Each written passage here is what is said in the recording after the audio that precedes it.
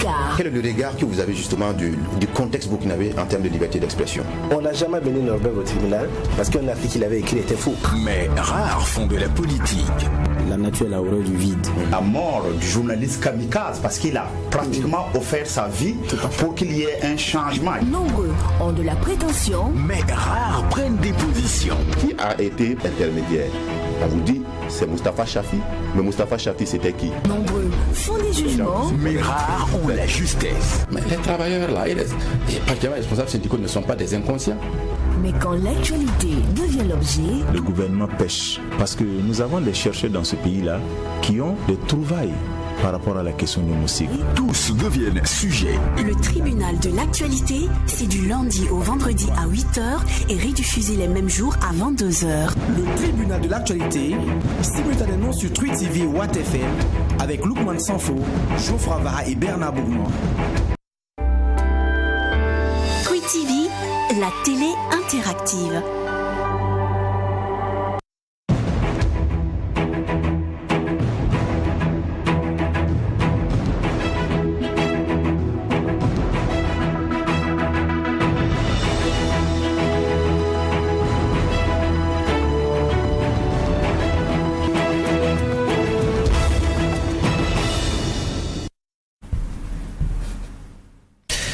Une théorie qui entend prendre pour objet dans la pratique humaine dans son ensemble doit se prémunir contre toute tentative idéaliste qui la porte à négliger la confrontation avec les faits.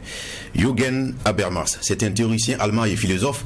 Merci de nous recevoir chez vous par le truchement de la 100.8, la radio 100% urbaine, et merci de méditer sur Truy TV, la télé interactive accessible aussi sur le bouquet de la TNT du Burkina Faso, mais aussi sur le bouquet Canal+, au numéro 254. Bienvenue à cette autre convocation de la semaine, j'allais dire la dernière convocation de la semaine de votre émission, puisque nous sommes vendredi, et aussi la dernière de la saison. Voilà, merci de votre fidélité. Je suis Loukman Sanfo, plaisir de présider ce tribunal. Je dis bonjour à mes deux juges au siège, Bernard Bougman et Geoffroy Vara. Bonjour président, bonjour juge Vara, bonjour madame, messieurs. Bonjour juge Bougman, bonjour président, bonjour auditeurs et téléspectateurs. Voilà, merci encore une fois à tous les deux d'être sur ce plateau du tribunal de l'actualité pour donner encore une fois vos opinions sur l'actualité à la fois nationale et internationale.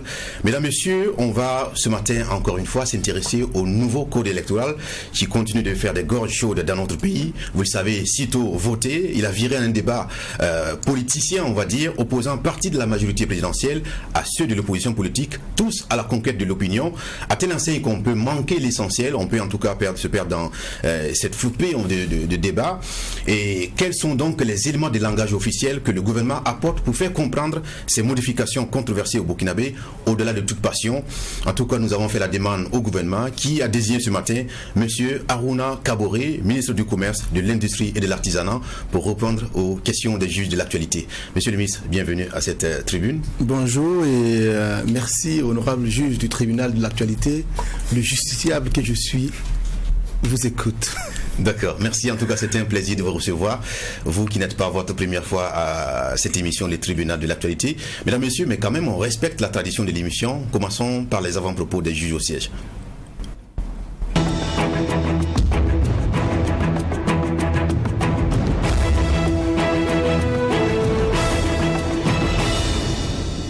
Ils ont le devoir d'aborder l'actualité en dehors des sujets enrôlés sur ce plateau. Bernard Bougman, on commence par vous. Et vu que nous avons on va dire, quelqu'un qui manie aussi bien la langue de Molière sur ce plateau, on va se faire bref, 30 secondes pour chacun. Pardon, 60 secondes pour chacun. Autrement dit, vous m'imposez un temps, d'accord. Non, je voudrais dire merci à nos auditrices et à nos auditeurs. Merci à nos téléspectatrices et à nos téléspectateurs qui nous ont suivis depuis septembre 2017 jusqu'à ce moment, parce que en août 2017 nous sommes également allés en congé, l'émission est allée en congé, donc les gens ont pris leur temps, parfois suspendu leurs préoccupations. Il y en a qui étaient toujours occupés mais qui ont trouvé du temps pour nous écouter, soit en direct soit en rediffusion. C'est d'abord dire merci à toutes ces personnes là qui nous ont écoutés, qui nous ont conseillé et qui nous ont permis parfois de rectifier des tirs, qui ont fait des ajouts et qui nous ont permis d'améliorer ce que nous disons ici au bénéfice des populations. Donc c'est leur dire merci pour en tout cas une année vécue ensemble de façon magnifique et de façon merveilleuse. L'émission part en congé. Et ce n'est pas aussi, quand on se quitte dans ces conditions, on se parle parfois de gaieté des cœurs, mais c'est nécessaire de pouvoir se régénérer. Un au revoir, ce n'est pas une nature. Voilà, c'est pouvoir se régénérer et revenir. Donc c'est vraiment leur dire merci et puis dire bon, la nature, la vie étant ainsi faite, donc nous observons une trêve et puis revenir beaucoup plus en forme et encore pour continuer ce que nous avions commencé. Donc c'est leur dire merci et puis bon, au revoir et on est à septembre. Vous êtes encore là pour 1 heure de temps. La parole est du juge Geoffroy Vaha. Moi, je joins ma voix aussi à Bernard et il reste dans la même lignée pour dire que c'était un an de bonheur à analyser, décrypter l'actualité sur ce plateau et on espère revenir aussi avec cette même niaque-là pour la saison prochaine. Mais en même temps, je vais m'arrêter sur l'élection malienne qui a donné ses résultats. On a un second tour, Ibeka et Soumaïla Cissé. Bon, on a du côté du candidat Soumaïla Cissé ce comportement qui est celui de se féliciter de ce qu'il y ait un second tour et qu'on y soit, mais en même temps celui de dire qu'on est dans la dynamique de porter du destin en justice parce qu'on estime avoir été lésé, parce qu'il y a eu de la fraude, il y a eu plein d'autres choses.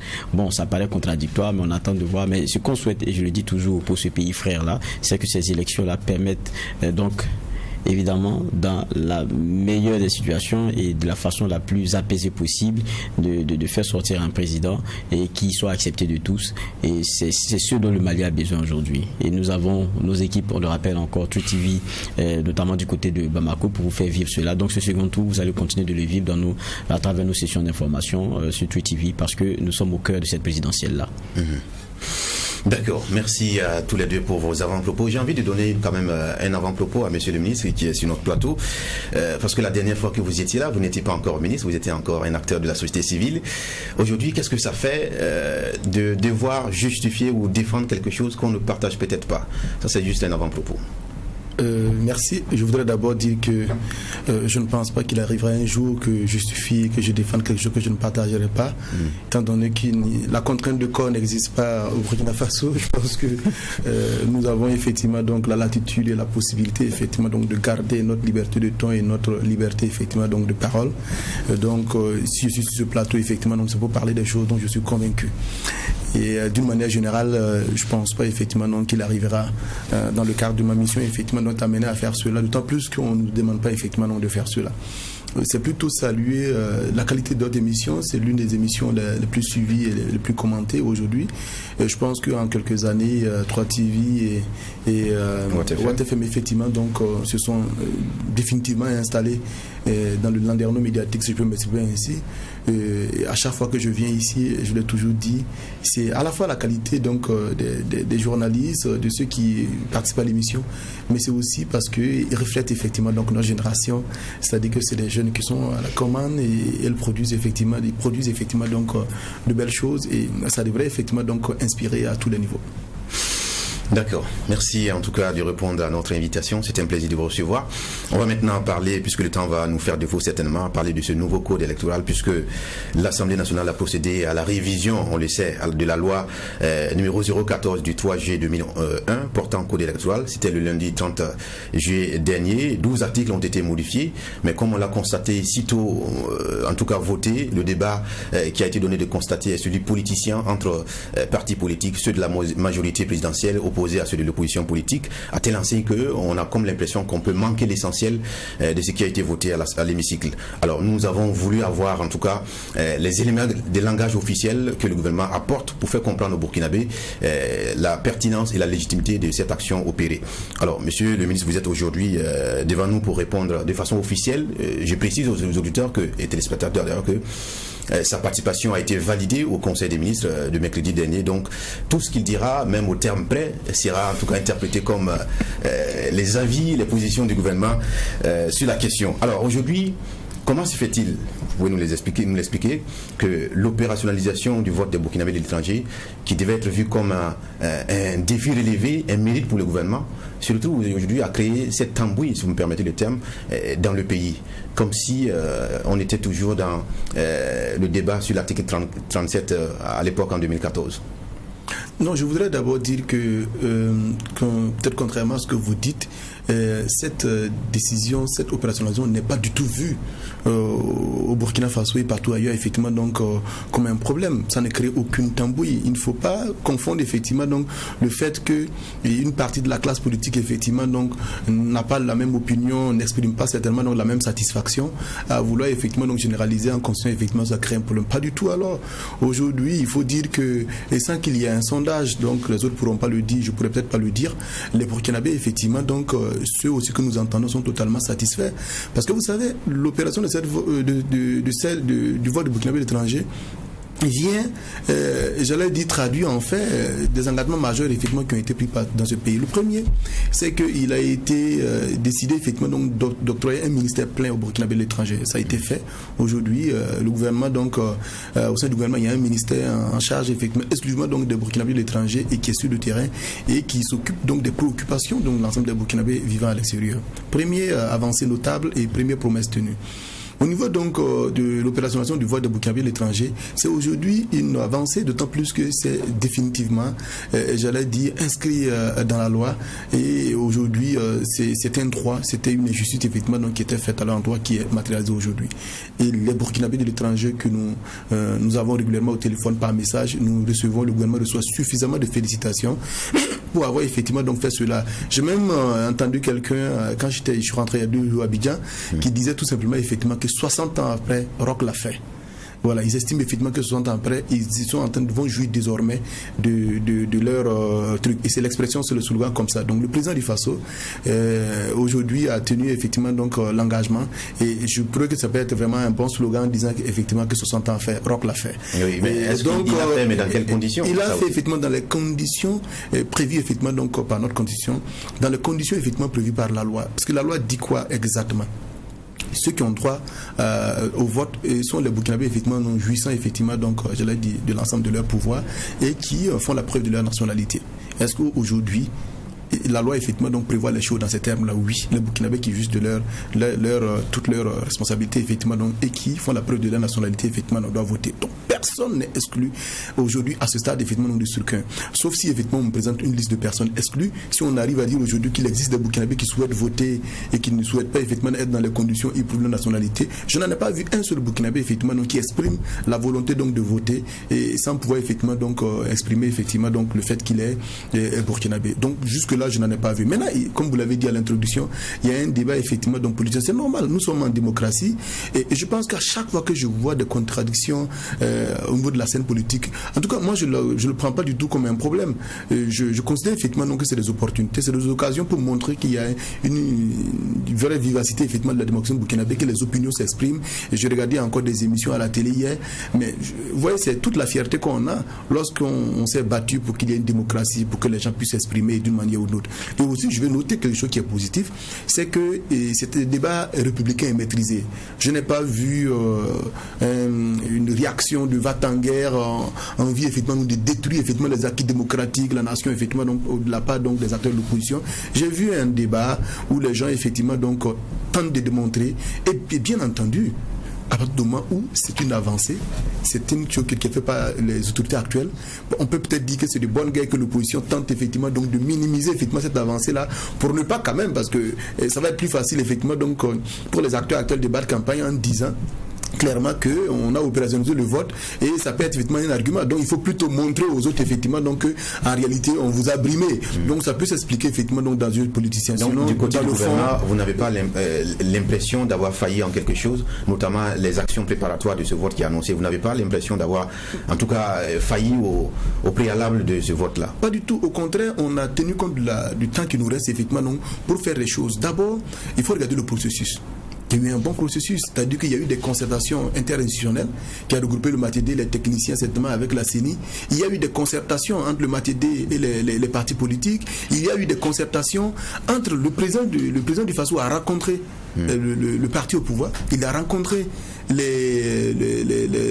l'opposition, il a rencontré le parti au pouvoir et l'opposition, les deux groupes effectivement à 2 reprises, pour prendre le maximum de discussions et de consensus. C'est-à-dire on relève aujourd'hui les choses qui bloquent, mais il y a eu des choses qu'ils ont convenu ensemble effectivement d'avancer. Ce n'est qu'à l'issue de l'ensemble de ces concertations que le projet de loi effectivement a mené à la représentation nationale, donc qui a suivi l'ensemble des processus au niveau donc des commissions. Et je pense que dans un pays démocratique, c'est comme ça effectivement que les choses se passent. Maintenant à l'arrivée, on peut estimer aujourd'hui qu'on n'est pas satisfait pour telle chose et d'une manière ou d'une autre. Maintenant, faudra-t-il prouver que juridiquement et techniquement, nous avons dérogé effectivement une règle. Nulle part aujourd'hui il y a une faute juridique, il y a une faute effectivement constitutionnelle, nulle part. L'article 1er donc de la Constitution qui permet effectivement à tous les Burkinabés d'être égaux, de jouir de l'ensemble de leurs droits dans une équité aujourd'hui est respecté totalement. Et d'ailleurs, même c'est l'argument qui était évoqué. On disait tout simplement que pourquoi on est burkinabé, on n'arrivait pas à voter alors qu'on est égal en droit et en devoir. Aujourd'hui, l'équité existe par rapport donc au document effectivement de vote. Le droit est garanti par l'ensemble des burkinabés. Et je vais vous dire une chose que suffisamment de messages, suffisamment de coups de fil et de manifestations de joie sont opérés à l'ensemble du pays. Et je vois des gens effectivement donc, qui sont en train de se voir le jour des élections en 2020, en train donc de glisser pour la première fois le bulletin dans l'urne. Et les gens déjà sont en train de se motiver pour ça. Autant il y a de la satisfaction, autant il y a des inquiétudes. Bernard, prenez la parole. Merci. Hier, quand nous avons publié sur la page que c'est Aruna Kaboré qui va venir parler du code électoral, l'un des tout premiers commentateurs a été, c'était une erreur de choix, il fallait inviter Simon Compaoré ou bien Clément, je crois, parce que pour lui c'est un débat politicien, et donc Aruna Kaboré certainement n'est pas très bien placé pour parler de cette question. C'est le commentaire que, c'est en substance ce que celui qui a mis le commentaire sur la page effectivement a dit. Donc dans sa tête, monsieur le ministre devrait être en train de s'occuper de ces usines ou bien de ces PMI, PME, je ne sais pas moi. Est-ce que réellement vous êtes très à l'aise de défendre ce sujet-là, étant donné que l'affaire est devenue une affaire politique? Pourtant, à notre connaissance, peut-être qu'on n'a pas su tout. Est-ce que vous vous sentez à l'aise dans ce débat politique-là, vous qui êtes présenté comme le technicien ou quelqu'un qui maîtrise le milieu des affaires? Je vais d'abord dire qu'il faut faire d'abord la nuance entre être politique et puis être partisan. Moi, je suis politique. Je suis pas politicien, je suis pas partisan, mais je suis politique parce que lorsque effectivement donc on participe à la gestion de la chose politique, à la chose publique, on peut pas dire qu'on n'est pas politique. Maintenant, on peut ne pas être politicien, on peut ne pas être partisan. Donc la nuance est là à ce niveau-là. Donc je suis à l'aise, d'autant plus que l'avant-projet de loi est passé effectivement donc par le Conseil des ministres. Je suis à l'aise effectivement donc parce qu'aujourd'hui, il y a un combat qui a été mené lorsque nous étions acteurs de la société civile et qui est aujourd'hui qu'il faut que les Burkinabés et l'étranger puissent voter. Comment est-ce que vous voulez que je ne sois pas heureux et à l'aise effectivement donc de pouvoir voir aujourd'hui matérialiser dans les faits un combat effectivement donc qu'on a mené. Je me rappelle encore dans les années antérieures avec le Tocsin aujourd'hui qui était sur la question, en Côte d'Ivoire avec le mouvement N23 qui était sur la question que nous connaissons très bien. Nous pensons aujourd'hui que c'est une avancée. Et je veux vous dire, vous verrez lorsque le jour des élections en 2020, lorsque vous allez couvrir l'événement, vous allez interroger des Burkinabés, ils vous diront aujourd'hui quel est le sentiment d'appartenance qu'ils ont aujourd'hui, la fierté qu'ils ont aujourd'hui de pouvoir voter. Parce que j'étais dans d'autres pays, lorsqu'il y a eu des élections en Europe, je voyais très bien effectivement donc lorsque des Maliens, des gens finissaient de voter, ils avaient le sentiment enfin d'avoir participé, d'être reconnus par leur pays. Et ça ne se mesure nulle part, ce sentiment d'appartenance, de fierté d'avoir voté. C'est ça que les gens vont ressentir lorsqu'il y aura les élections. Maintenant, il y a certainement donc le débat qui se passe bien. Moi, je dis c'est tout à fait normal qu'il puisse avoir effectivement un débat démocratique sur des questions comme ça, mais aussi des débats qui sont assez limités et maîtrisés, dont le but n'est pas donc de désagréger ou de détruire effectivement la cohésion nationale. Ce débat, il va se faire, on va finir par se comprendre et on va certainement donc veiller à ce que le scrutin lui soit transparent et qu'il soit équitable et qu'il n'y ait pas du tout de problème autour du scrutin. Bon, c'est bien, vous passez la parole. Une question de généralité, en tout cas, moi j'ai fini. D'accord. Comme on n'est pas encore. Moi, je n'ai pas de question de généralité, donc je peux. D'accord, je vous permets la question de fond. D'accord. C'est vrai qu'on est avec le ministre, mais vous parlez vous n'avez pas de liste de personnes qui soient exclues, mais le problème, c'est que dans la décision de façon intrinsèque se trouve pour certains la non-inclusion, parce qu'on connaît certaines réalités. Dans certains pays se trouvent notamment nos compatriotes. Quand on prend le cas de la Côte d'Ivoire qui cristallise toutes les attentions, c'est qu'il y a la réalité de ce que la plupart des gens n'ont pas la carte d'identité. Et ça, c'est un fait. Et on se rend compte aussi que dans le discours depuis, il y a que ce n'est pas non inclusif, mais on ne dit pas comment est-ce qu'on peut faire pour que ces derniers-là, très rapidement, puissent entrer en possession, par exemple, de carte d'identité. Lorsqu'on sait que pour ceux qui sont même à Ouaga, pendant un certain temps, ça a été compliqué de pouvoir se l'établir. On parlait de problèmes de composants, je pense. Il y a des petites choses comme ça. Bon, on s'est dit, ça va être vraiment compliqué. Vous êtes dans une dynamique de communication, on dirait un peu tous azimuts, parce qu'on vous voit, tous les ministres sur les plateaux et tout, mais on n'entend pas un peu ce volet-là. Ce qu'on entend... Je voudrais tout de suite vous rassurer. Et la réponse se trouve dans votre propre propos, monsieur le juge. Lorsque vous dites que sur le plan national, il arrive effectivement qu'il y ait des difficultés pour que des gens aient accès à la pièce d'identité, c'est-à-dire vous dites en même temps qu'il existe des Burkinabés en âge de voter qui n'ont pas la pièce d'identité. On est d'accord. Et qui travaillent effectivement à l'avoir. Est-ce qu'on doit conclure que la loi effectivement les exclut? Je parle d'abord de ceux qui sont au plan national. Est-ce que le simple fait qu'on ait une difficulté au plan national de faire une pièce d'identité pour aller voter, pour participer aux élections, est-ce qu'on peut sur cette base-là, un Burkinabé de l'intérieur peut dire sur cette base-là, il y a des difficultés pour faire la pièce d'identité, je suis exclu? On devrait entendre le même discours pour la même manière. On parle d'équité. Donc oui, il existe des Burkinabés au plan national, comme vous l'avez dit, qui certainement ont eu des difficultés pour accéder à la classe. Il va exister des Burkinabés qui résident à l'extérieur, qui vont avoir des difficultés pour faire la pièce nationale, mais on ne peut pas conclure que quelqu'un a été exclu. C'est ça le sujet. C'est-à-dire que si on sort de la passion et de tout le reste, effectivement, on ne peut pas sur cette base de dire que quelqu'un a été exclu. Maintenant, est-ce qu'on nie le fait qu'il existe des difficultés pour faire la pièce d'identité? C'est pour cela qu'il faut faire vite. C'est-à-dire que au lieu de rester dans le débat politicien, la loi est passée aujourd'hui. Nous avons 2 ans et il faut se donner les moyens maintenant pour monter certainement en puissance, en capacité au niveau donc de l'ONI, pour faire certainement donc beaucoup plus de nombre de milliers de cartes effectivement donc par jour, pour que les Burkinabés qui souhaitent effectivement donc établir leur pièce d'identité puissent être en situation de les avoir à temps et de pouvoir voter. C'est là. Donc, si le message est de dire il faut que le gouvernement donne beaucoup plus de moyens, donne beaucoup plus de capacités, monte performe davantage effectivement l'ONI pour qu'elle puisse donner suffisamment des cas d'identité, effectivement, je pense que ce message-là est quelque chose donc de recevable et il faut aller dans ce sens. Mais si c'est le fait de dire qu'un Burkinabé, comment est-ce qu'on appelle ça, de Thomas, bon, c'est vrai que l'équité fait aujourd'hui que les Samoans ont droit de vote au Burkina Faso, mais si on estime aujourd'hui que parce qu'il a une difficulté là-bas, il ne peut pas voter, il ne peut pas avoir la pièce d'identité qu'il exclut, ça pose problème. Non, il faut utiliser les termes comme M. Doua et Dulmandé. La loi n'exclut personne. Maintenant, vous montrez des difficultés et vous invitez le gouvernement effectivement donc, à répondre.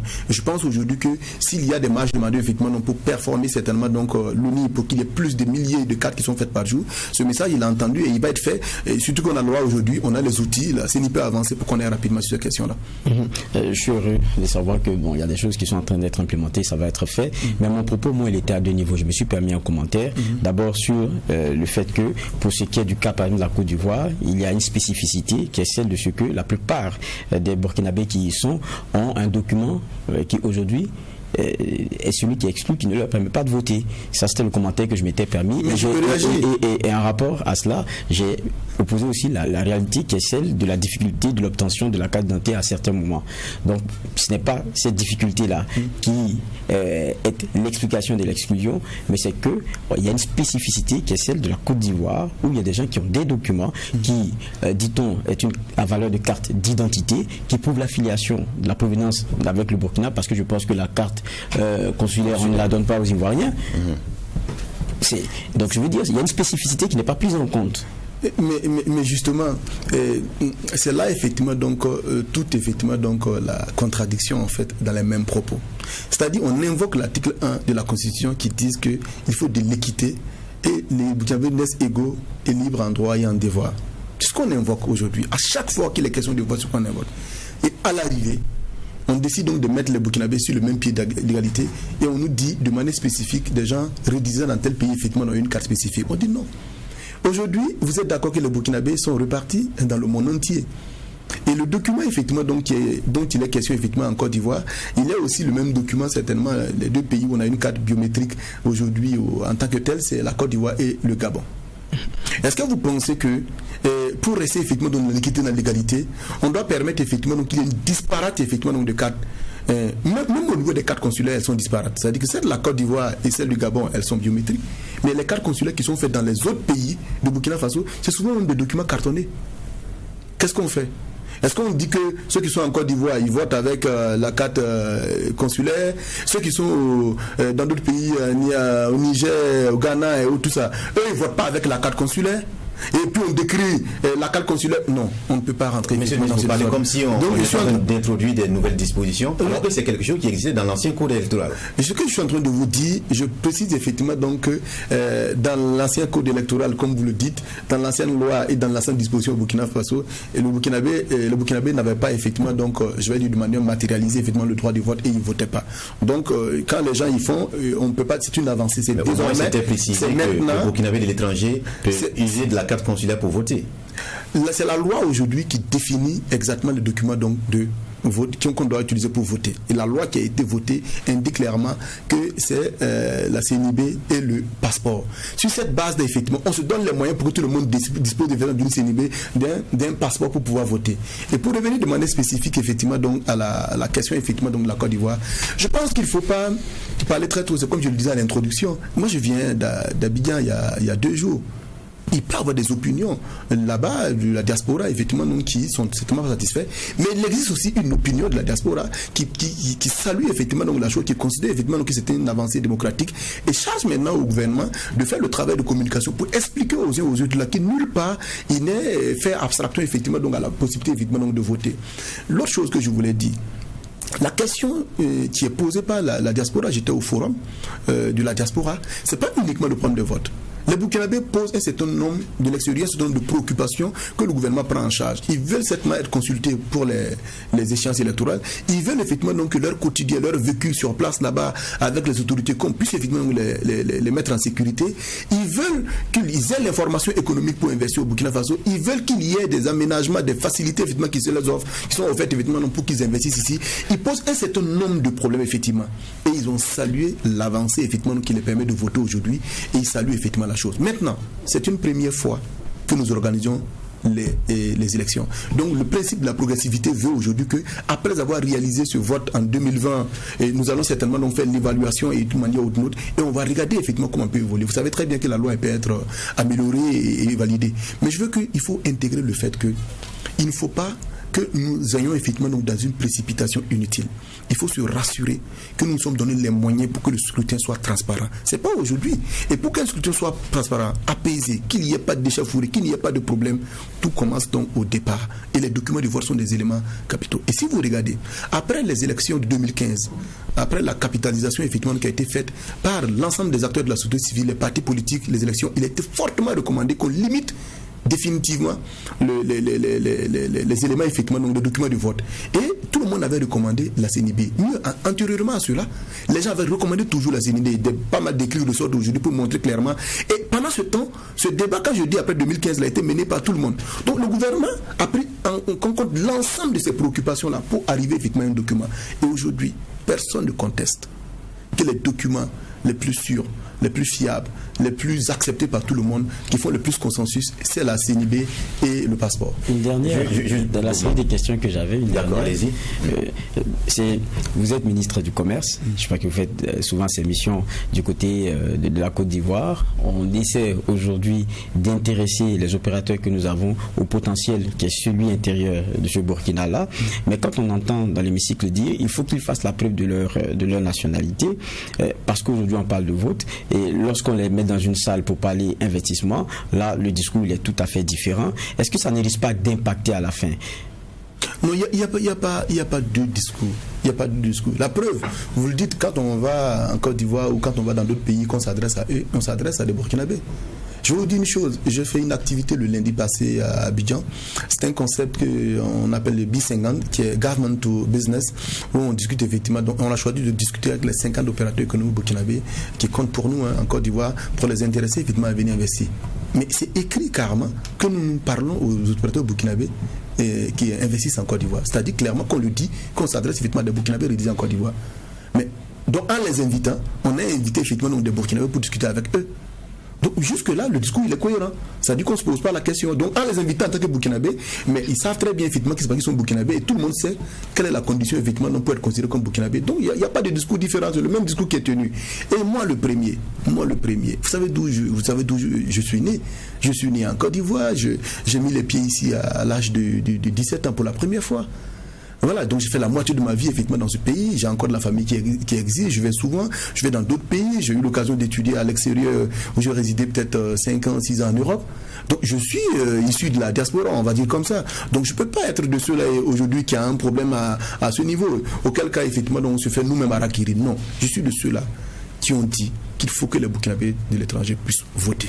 Est-ce qu'il faut une question d'intérêt du moment? Il n'y a pas d'intérêt de moment. Est-ce que la loi aujourd'hui qui est faite est une loi effectivement donc du moment? C'est une loi qui consacre définitivement les trucs. Et je ne pense pas aujourd'hui que le fait de s'être battu et de continuer à dire qu'il faut que les Burkinabés de l'étranger votent est un intérêt du moment. C'est définitif, désormais ils doivent voter. Donc ce n'est pas pour le moment. Donc nous défendons le principe que les Burkinabés votent. Nous défendons le principe effectivement donc, que les documents les plus sûrs à ce stade effectivement donc de l'organisation de vote, c'est la CNIB et le passeport. C'est ce que nous défendons. Maintenant nous disons un travail effectivement donc va être continué à être fait pour que après l'élection effectivement qu'on puisse évaluer, qu'on puisse décider effectivement donc de comment est-ce qu'on améliore le dispositif. Mais le dispositif le plus sûr, le plus en ce moment, c'est le passeport et la CNIB. Et je suis sûr que beaucoup de Burkinabés ne contestent pas cela. Il n'y a pas de tort qui leur est fait, il n'y a pas de choix effectivement donc d'exclure quelqu'un, pas du tout. Et nous serons le premier à ne pas accepter cela. Alors vous êtes très bien dans votre rôle en tant que ministre, donc en tant que représentant du gouvernement sur ce plateau. Donc le principe de la neutralité, de faire en sorte qu'il y ait de l'égalité, l'équité, là nous sommes d'accord là-dessus. Mais ma question, est-ce que réellement le gouvernement qui a de également un gouvernement MPP n'a pas influencé au regard de la réalité du terrain politique cette décision de ne prendre que la CNIB et le passeport? Je vais vous dire une chose. Le fait que la CNIB et le passeport soient pris, vous ne pouvez pas aujourd'hui faire la preuve que ceux qui disposent de la CNIB... Je vous ai posé une question, monsieur le ministre. Mais je suis en train de répondre à votre question, sauf si vous avez un modèle de réponse. Non, le fait aujourd'hui que vous pouvez faire la preuve aujourd'hui que ceux qui détiennent le CNIB et le passeport sont des militaires d'un tel parti ou d'un parti, non, il ne faut pas rentrer à ce jeu-là. Et il faut dire, de la même manière, les Burkinabés de l'intérieur, ils sont seuls juges dans l'isoloir, ils décident de qui ils votent. Il ne faut pas enlever cette capacité, cette possibilité aux Burkinabés de l'étranger. Il ne faut pas croire aujourd'hui que c'est du bétail électoral. C'est des gens... une considération d'un électorat favorable ou non? Aujourd'hui, l'électorat à l'étranger n'est acquis à personne. Les Burkinabés choisissent comment à l'intérieur? Ils choisissent en fonction des hommes politiques, en fonction donc, du projet politique, en fonction du programme. Pourquoi est-ce que vous pensez que les Burkinabés de l'étranger ne vont pas choisir cette base-là sur la base du projet politique, sur la base effectivement du programme, sur la base effectivement donc, de leurs intérêts individuels ou collectifs? Pourquoi du coup ils auraient un autre modèle effectivement de choix? Une précision. Moi, ma question c'était de savoir est-ce que réellement il n'y a pas eu cette influence politique du parti au pouvoir par rapport au fait qu'on retienne la CNIB et le passeport quand on sait qu'on a une carte consulaire biométrique en Côte d'Ivoire dont la fiabilité a été actée par l'ambassadeur en poste nommé par le gouvernement MPP. Et donc la réalité aussi c'est que le débat il est politicien parce que c'est difficile de quitter dans ce cadre-là compte tenu de la réalité aussi du terrain, comme je l'ai dit. Le CDP a des bases solides, ça il ne faut pas également se voiler la face. C'est ce qui a d'ailleurs vite politisé cette affaire et c'est pourquoi je pose la question, est-ce que réellement cette influence politique n'a pas plus ou moins orienté les choses, monsieur le ministre? Je pense qu'aujourd'hui, on pourrait dire aussi que le parent a des bases très solides. On pourrait dire aujourd'hui que l'UNIPS a des bases très solides. Voilà, on pourrait effectivement donc rentrer dans l'ensemble donc de ces extrapolations-là sans pouvoir nous en donner un seul chiffre effectivement donc qui les témoigne. C'est donc que des analyses politiques qu'on a. Et moi, je pense aujourd'hui que le parti effectivement donc qui a beaucoup plus de bases solides en Côte d'Ivoire, c'est le Burkina Faso. C'est le Burkina Faso qui a des bases solides en Côte d'Ivoire. Et je veux vous dire, lorsque le temps de la campagne arrivera, contrairement à ce que vous pouvez penser effectivement, ça pourrait être effectivement donc, je ne sais pas, le agir de Adama Kanazoué certainement qui a beaucoup plus de base en Côte d'Ivoire. Donc il faut effectivement donc s'en tenir aujourd'hui au document aujourd'hui. Le seul objectif, le seul but, 1, l'équité, 2, avoir les documents effectivement donc qui mettent les Burkinabés sur le même pied d'égalité pour voter. C'est exactement ça le leitmotiv. Alors je retiens que le ministre comprend ma question, il ne peut pas répondre, on va passer sur cette question-là. Alors si je peux parce que c'est la même chose. Je sens qu'on vient sur le débat purement politicien et bon, le ministre nous ramène à la question de fiabilité de documents et tout. Bon, c'est vrai qu'il est plus à l'aise sur ce chapitre-là, mais nous on revient encore sur ce point-là parce que pour moi c'était très important. On se rappelle que Zéphirin Diabré, parlant notamment de cette diaspora burkinabé en Côte d'Ivoire, disait que Blaise Compaoré pensait pouvoir se maintenir avec les Burkinabés de l'extérieur et qu'il a confiance en ce que ceux de l'intérieur pourront toujours faire pencher la balance et que, n'empêche, et quel que soit le travail qui est fait de ce côté-là, le choix sera opéré de sorte à ce que ce soit lui qui soit là. Et lui, il est le chef de file de l'opposition politique, il sait de quoi il parle. On connaît plus ou moins, pour ceux qui sont faits observateurs de la scène politique, comment les réseaux ont été tissés et quelle est la toile du côté de la Côte d'Ivoire et quel est le parti qui a travaillé sur des bases pendant quand même un certain temps et qui a assis des choses. Est-ce que c'est pas cette crainte-là dans le fond qui pose le problème de fond qu'on a aujourd'hui?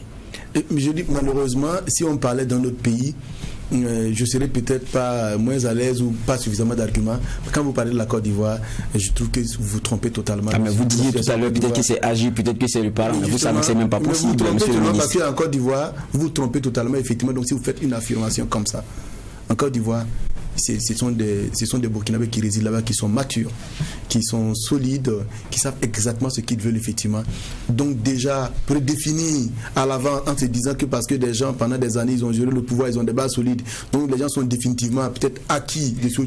Non, je veux dire que c'est trop tôt. Mieux, ce n'est même pas intégré que énormément de gens en Côte d'Ivoire ont participé à l'insurrection. Ce n'est pas intégré qu'énormément de la Côte d'Ivoire effectivement donc ont été effectivement donc des résistants. Ce n'est pas intégré qu'énormément de gens en Côte d'Ivoire ont salué l'élection libre et transparente en 2015. Ce n'est pas intégré que les Burkinabés, énormément de Burkinabés en Côte d'Ivoire sont résolument tournés vers le renouveau. C'est-à-dire que si les mêmes aspirations, les mêmes idéaux qui sont poursuivis à l'intérieur ici, si vous n'intégrez pas que ceux qui sont dans la sous-région, effectivement, donc, ou partout en Europe, sont aussi dans cette dynamique-là, en croyant qu'eux, ils sont restés statiques, effectivement, donc, depuis des années, ça peut être, effectivement, une mauvaise base, effectivement, donc, dans la liste. Donc, je voulais que vous intégrez que les évolutions qui sont au plan national sont aussi des évolutions qui sont dans la sous-région et que les choses, effectivement, donc, évoluent. Les gens aspirent à une seule chose, le développement de leur pays, la stabilité, la concorde nationale et tout le reste, et les gens vont se donner les moyens à ce niveau-là. Maintenant, au moment viendra le vote, les Burkinabés vont choisir sur deux éléments, je pense. Le projet et les hommes qui les incarnent. Je pense que ça va être ça. Ça ne va pas être parce qu'il y avait ceci, cela. Maintenant, on peut avoir d'une longueur d'avance pour X raison, pour une autre raison, mais les gens se détermineront en fonction de ce qu'on leur offre. Comment est-ce qu'on garantit l'ensemble de leurs droits, leurs préoccupations qu'ils soulèvent, comment est-ce qu'on tient compte de par rapport à leurs préoccupations. Quand j'étais allé rencontrer les gens il y a 2 jours, c'est pas uniquement le fait qu'ils veulent investir, mais ils me disent on a tel problème spécifique. Comment est-ce que le gouvernement effectivement on les prend en charge? Je pense qu'il faut leur laisser la liberté, la possibilité d'analyser d'une manière ou d'une autre. Voilà. D'accord. Alors, le débat risque seulement de rester sur cette affaire des pièces, alors qu'il y a une autre paire de manches, les sites où les votes doivent avoir lieu. Vous l'avez très bien dit, très bien relevé, vous êtes né en Côte d'Ivoire. Vous savez, il y a des localités qui sont à 45-60 km et même plus. Je prends vraiment les localités qui ne sont pas très éloignées des consulats généraux. Soubré, Boaké, Abidjan, où effectivement les votes doivent avoir lieu. Bon, je laisse Abidjan qui est à l'ambassade parce que là-bas il y a beaucoup de gens là. Maintenant, est-ce que vous étiez dans votre plantation, le bureau de vote est tellement loin, je vois difficilement prendre votre moto, aller vous aligner, vous enrôler et puis pour le vote, le jour des élections, abandonner vos affaires, y aller parce que le bureau de vote pour vous est très loin. Est-ce que réellement, dans la réalité, est-ce que c'est pratique? La question que je vais vous poser, c'est qu'est-ce que le vote représente pour moi à cet instant où vous me posez la question si je suis dans une plantation? Toute la question. Qu'est-ce que le vote représente à cet instant pour moi? C'est à vous de répondre et dire. Voilà. Alors, je vous dis une chose. De la même manière, je me rappelle encore, pour nous, il fallait déboulonner boulonner le RSP parce que pour nous, il n'y a pas d'issue, de suite. Les gens étaient prêts à aller mourir pour montrer leur indépendance, leur liberté. Les Burkinabés, tels qu'ils se sont battus pour dire qu'il faut que nous puissions voter. Lorsque le jour de vote viendra, il est à 1000 km, il est à 2000 km. Si le vote représente oui, mais monsieur, non, mais je termine. Vous avez parlé tout à l'heure d'équité, vous n'avez pas maintenant, je vais continuer à parler. Allez, continuez. Je vais continuer à parler. Le vote représente le même sentiment. Ne vous mettez pas à la place des autres. Le vote représente le même sentiment le même jour. Il est à 60, il est à 70 km, effectivement. Là. Il va aller exercer son droit de vote comme des gens, effectivement, sont exprimés. Et ça, je suis convaincu de cela. Maintenant, c'est comme je l'ai dit au départ. Oui, il va y avoir une première élection. À partir donc de cette première élection, effectivement, donc, qui va se faire, il y aura certainement une évaluation pour regarder qu'on améliore. Maintenant, vous posez un problème de fond qui est le fait que je peux voir pourquoi est-ce que c'est les ambassades, les consulats, au regard effectivement des dissents qui sont posés. Je vais vous rassurer une seule chose. Une loi est votée.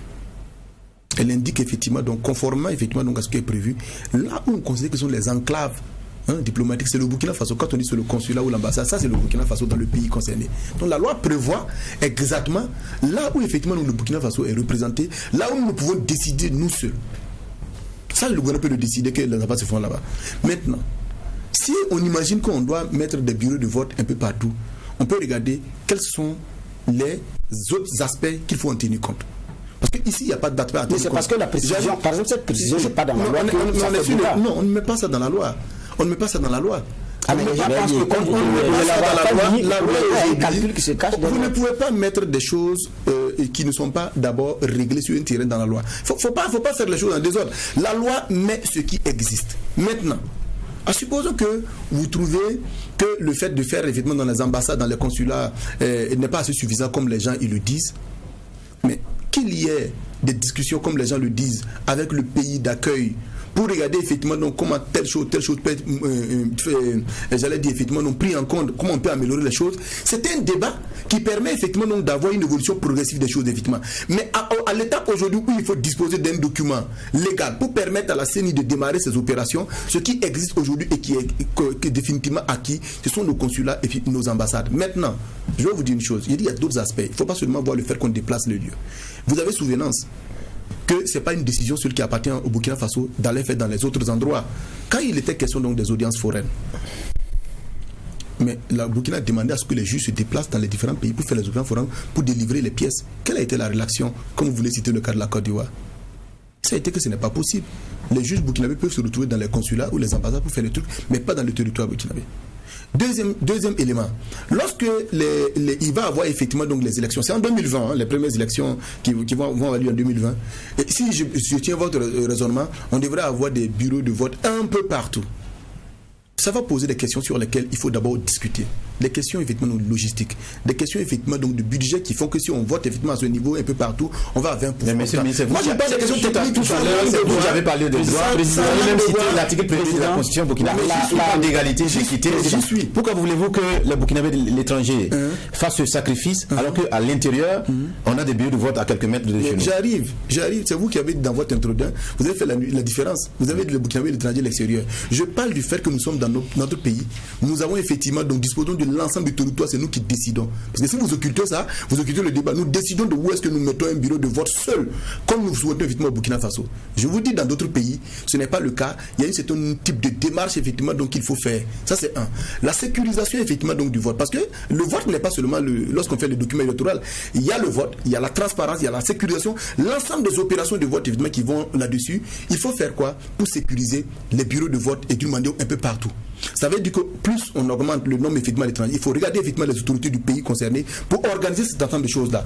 À ce stade, si ce n'est pas fait, dites-moi comment est-ce qu'un gouvernement responsable pourrait effectivement donc matérialiser dans une loi des choses qui ne sont pas faites. Maintenant, est-ce que ce débat-là, effectivement, on est capable de le discuter, de dire effectivement d'une manière, est-ce qu'il n'y a pas mieux, il n'y a pas de questions d'amélioration à faire sur ces questions, effectivement. On pourrait retenir que, oui, il peut y avoir des discussions, effectivement, donc après évaluation des élections 2020 pour regarder comment ça peut être meilleur. Mais dire aujourd'hui que des choses qui n'existent pas, qui ne sont pas acquises, qui ne sont pas réglées, alors qu'on a l'expérience des audiences foraines, il faut les marber dans une loi aujourd'hui, alors que... Mais c'est ça le mensonge. Ce sera ça le mensonge de dire aux gens, effectivement, donc quelque chose qui n'est pas vrai. Les gens vous diront, mais Vous avez quel accord aujourd'hui qui vous permet de dire que vous faites les élections partout? Vous avez quel accord aujourd'hui qui permet de faire tout ça? C'est ça le mensonge en fait qu'on ne va pas tenir et on va se retrouver dans une situation. Faites très attention. La précision a été que dans l'ancienne mouture, la précision a été ambassade, consulat ou de tout autre lieu en accord avec le pays hôte. Oui. Donc, ça veut déjà préciser. Voilà, c'est précisé dans l'ancienne mouture, en accord avec le pays hôte. Donc, ça veut dire qu'on pouvait maintenir la disposition, alors qu'à l'arrivée, même si cette disposition est maintenue, à l'arrivée, le gouvernement peut dire même que finalement, tout autre lieu, là, on ne va pas faire, on va seulement faire en ambassade et en consulat, même si c'est marqué ou pas. Mais le fait ne va pas marquer. Vous êtes exactement dans mon même raisonnement. Vous le posez. Mais là où je le pose, en fait, je précise parce que justement, c'est ce qui permet d'entretenir la suspicion. Le fait que cette partie ait été biffée, nous n'en serons pas en train de faire ces commentaires-là. Mais justement, c'est parce que ça a été enlevé qu'il y a assez de commentaires. Donc les autres voudraient comprendre que est-ce qu'il y a une possibilité que la discussion continue autrement ou bien c'est même fermé. En fait, ce sont des éléments de suspicion. Je prends un exemple. J'ai pris la Côte d'Ivoire, mais plus loin. Le consulat, il est à New York. Houston, qui relève également de la même juridiction au consulat, et vous devez quitter Houston pour venir voter là-bas. Vous avez 3 heures d'avion. Vous allez demander 3 heures d'avion. J'ai dit, à quel coût? À quel coût, effectivement. Alors, est-ce qu'on peut rapprocher? C'est vrai, les gens prennent souvent l'avion pour aller regarder des matchs de football, mais ce n'est pas dans les mêmes conditions. Voilà. Maintenant, si on veut vraiment rapprocher, est-ce qu'il est possible que jusqu'en 2020, des discussions aient lieu pour pouvoir rapprocher ces choses-là en accord avec les pays aussi, c'est possible ou pas? C'est cette précision que nous voulons savoir. Et il faut dire que lorsqu'on est un État responsable et qu'on est un gouvernement responsable, on se donne l'ensemble des moyens effectivement donc, pour prendre en compte les préoccupations qui sont soulevées. Ça, c'est un autre débat. L'autre débat aujourd'hui qui fait polémique, c'est le fait qu'une loi a été votée et qu'on dit effectivement qu'il y a exclusion. Nous disons qu'il n'y a pas eu d'exclusion. Nous nous donnons les moyens de regarder les autres aspects effectivement. Et l'un des moyens, les moyens que nous nous donnons, c'est d'évaluer les élections effectivement donc de 2020 pour regarder effectivement, parce qu'aujourd'hui, c'est un débat d'école. Les gens ne vont pas aller voter, ils ne vont pas faire cela parce que c'est à telle distance, effectivement. Nous devrons évaluer, effectivement, parce qu'il existe quand même des pourcentages dans des pays où les gens ont voté. Ils sont des millions, on a regardé combien de personnes ont voté. Est-ce que vous avez consulté les Burkinabés sur la question? On a effectivement demandé aux nôtres là. Est-ce que vous avez consulté les Burkinabés sur la question? Sur quelle question? Le fait qu'ils iront voter du fait de cette décision, que ce soit seulement dans les consulats et dans les ambassades. On doit faire quoi? On doit faire les sonder pour savoir s'ils iront voter ou pas. Pourquoi pas? Mais moi j'ai la preuve qu'ils iront voter, puisque les Burkinabés ont exigé, les étrangers ont exigé effectivement avoir le droit de vote. C'est pour le jour, pour en jouir.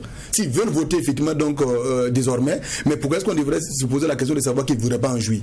Moi j'ai la certitude qu'ils ont demandé, c'est pas juste pour rigoler, c'est pour aller voter. Donc, maintenant, il y a des difficultés comme vous avez exprimé les différences, et sauf avoir un esprit aïnéliste, on ne peut pas estimer effectivement qu'il n'y a pas de distance à parcourir, qu'il n'y a pas de choses à faire, il n'y a pas d'analyse. Mais je le dis, c'est tout simplement parce que ces élections-là se déroulent dans un autre pays où nous n'avons pas totalement la main sur un certain nombre de choses. Maintenant, Bernard pose une question intéressante.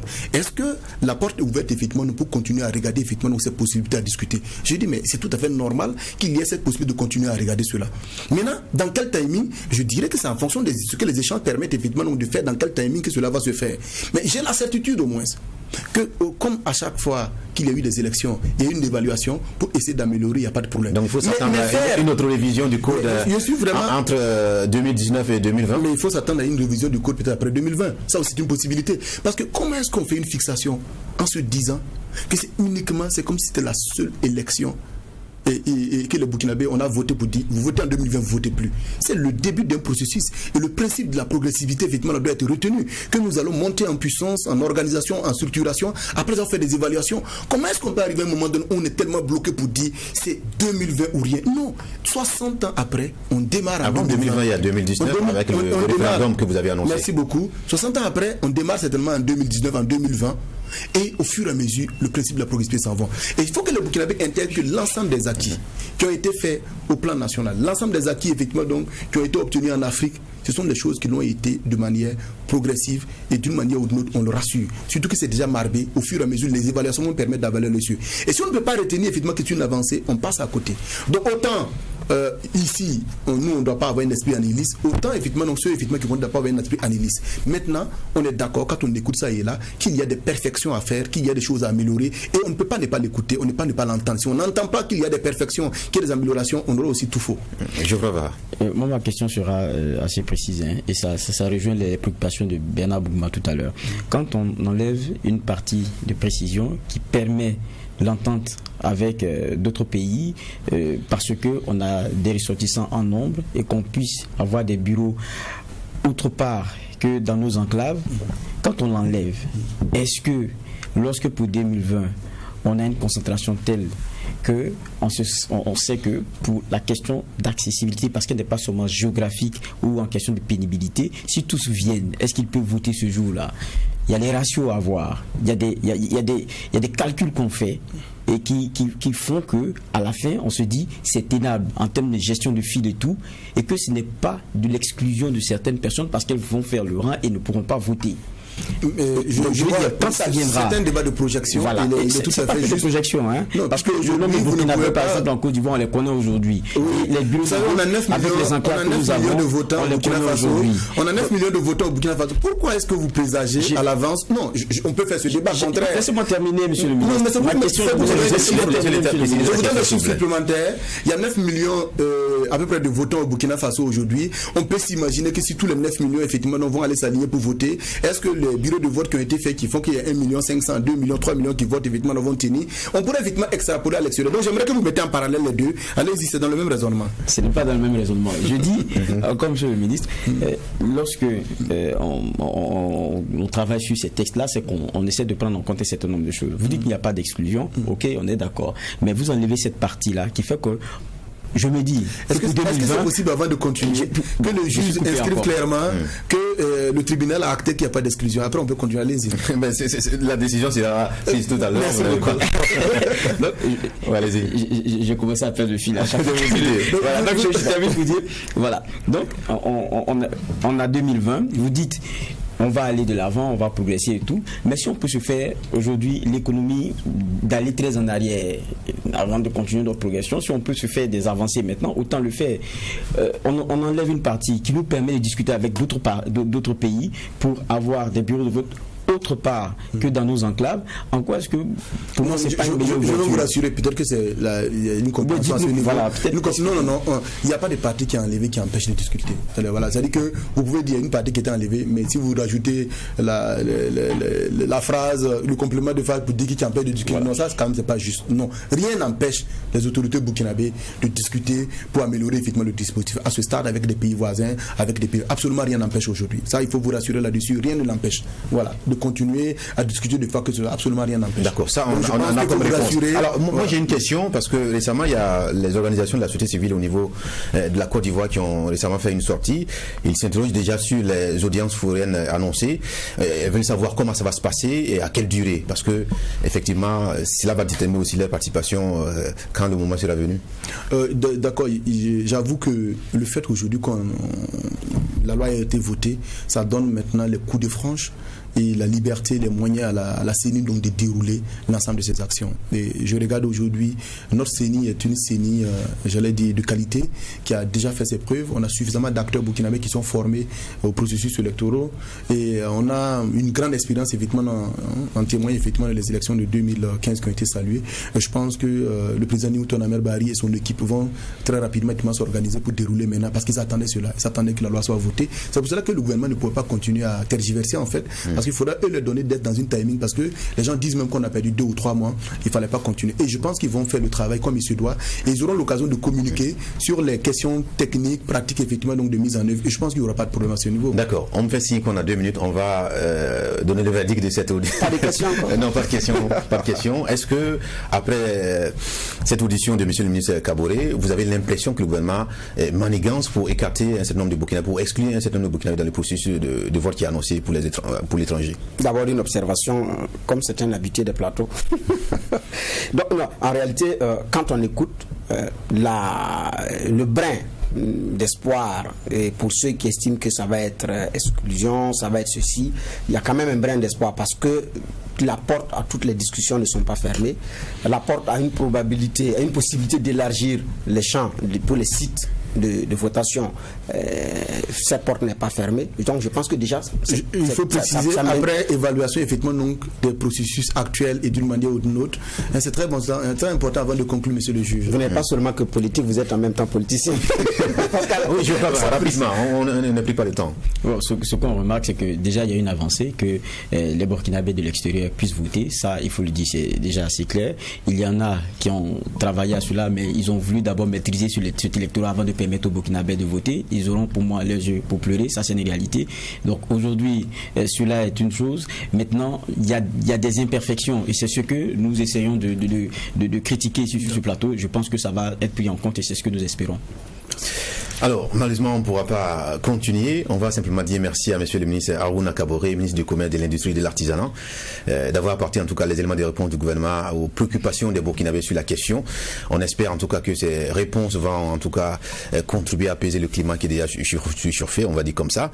Et on retrouvera certainement toute l'équipe de cette émission, Geoffroy Baha, Ben Abouma et toute l'équipe qui a réalisé cette émission depuis cette saison. On pense à Bala et son équipe, on pense à Abdoulaye Labdiedo, on pense à l'ensemble des travailleurs, des techniciens en tout cas qui nous ont accompagnés. On vous retrouvera le 3 septembre prochain pour la nouvelle saison de votre émission, le tribunal de l'actualité. Je sens que monsieur le ministre, un petit mot. Je voudrais dire que le débat il est sain parce qu'au Burkina nous avons une opposition républicaine et responsable. Donc le débat il est sain. Honnêtement, moi je regarde le débat, j'ai regardé une émission hier, le débat il est sain et c'est des gens responsables et je me dis qu'il n'y a aucun problème. Sincèrement, je retrouve le débat souvent que j'aime au niveau de l'opposition, il n'y a aucun problème. D'accord. Voilà. On n'est pas d'accord sur tout, mais le débat il est sain. On peut donc se réjouir sur le débat qui se mène au niveau du Burkina Faso. Mesdames, messieurs, on s'arrête là, on vous retrouve dans un mois. Que la paix nous fasse la guerre et que la guerre nous fasse la paix. Au revoir et à très bientôt.